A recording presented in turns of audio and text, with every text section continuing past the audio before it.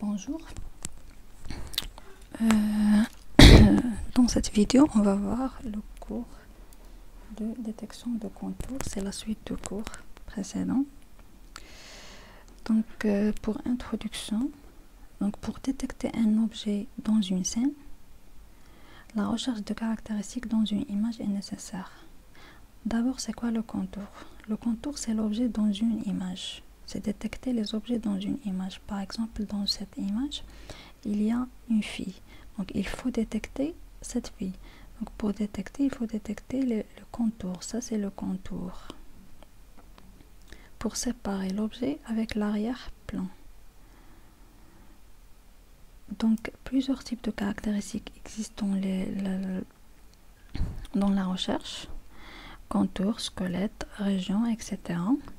Donc, la détection de contours permet de garder que les informations significatives, que les informations importantes. Il y a plusieurs applications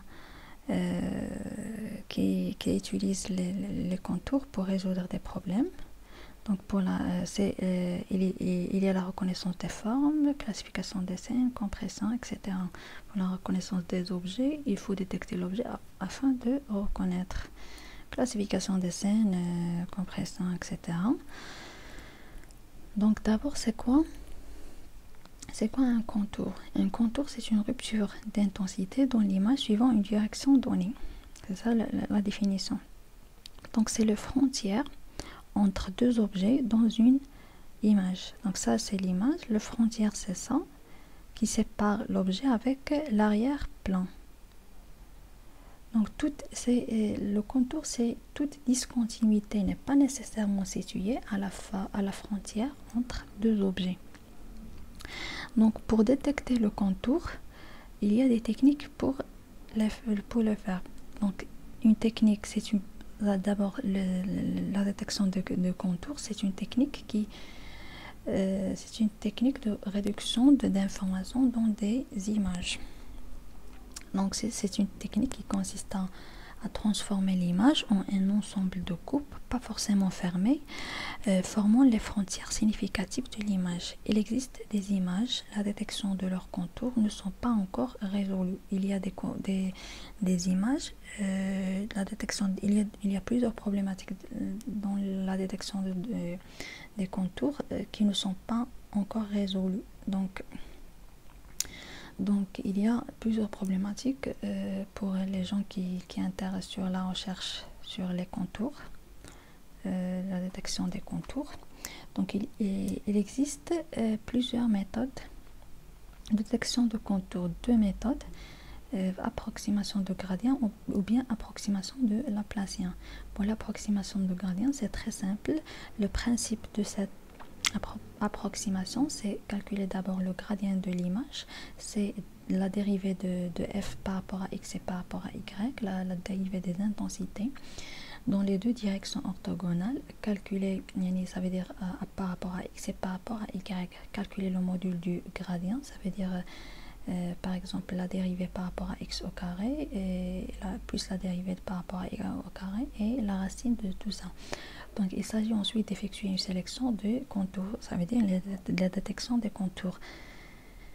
Bien sûr, effectuer une sélection des contours les plus marqués, donc les plus pertinents. Donc, les directions de contours étant orthogonales à la direction déterminée dans tout pixel de l'image. Donc, c'est ça le principe. Le principe, ça c'est f de x, y. C'est quoi f de x, y? C'est l'image.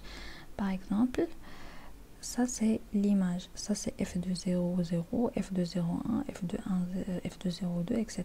Ça c'est f de 1, 0, f de 1, 1, f de 1, 2, etc. comme une matrice. D'accord. Donc,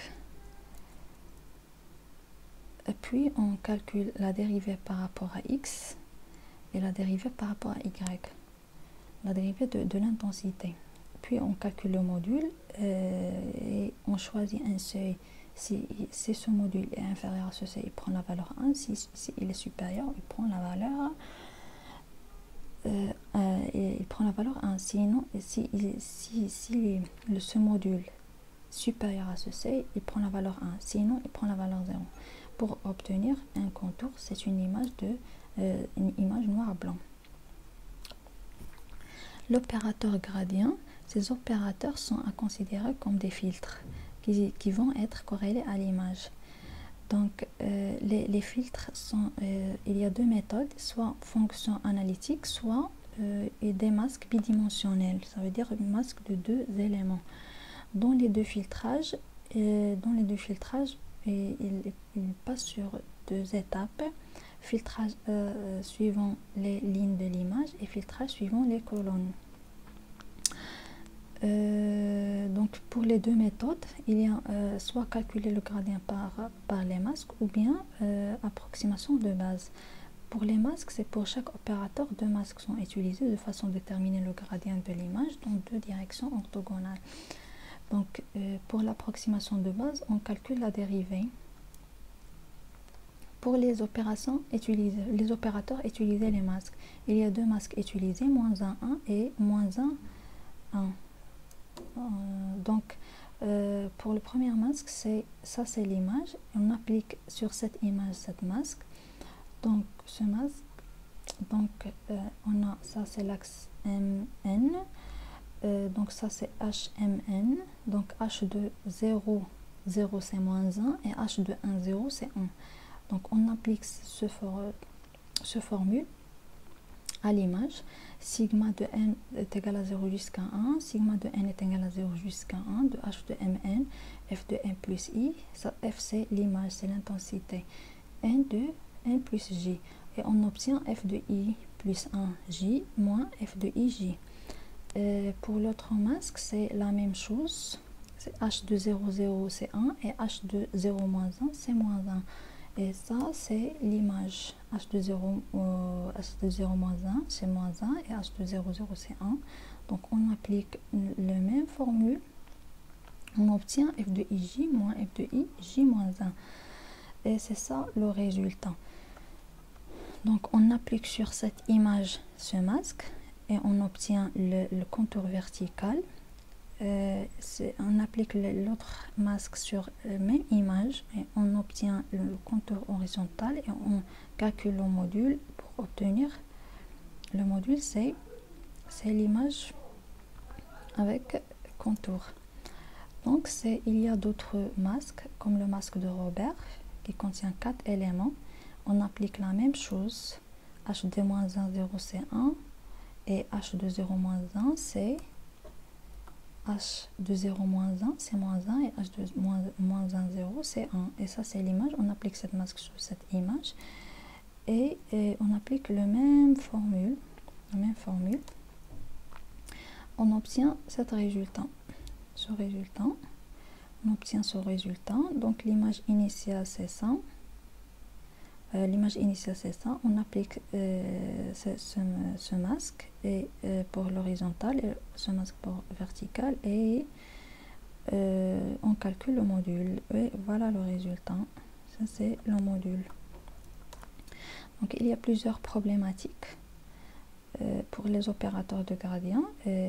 Donc il est sensible au bruit.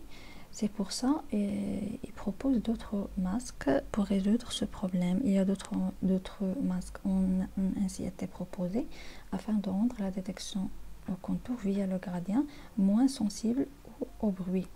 Donc on passe à l'application. Donc on applique le gradient sur cette image. Ça c'est l'image initiale. C'est ça, image 2. Et on applique le gradient et on obtient l'image test 1, c'est le résultat. Donc voilà l'exécution, c'est très simple. Ça c'est l'image test 1, ça c'est le résultat. Donc voilà l'image initiale et voilà le résultat. Donc voilà, c'est le contour et fin de cours. Merci.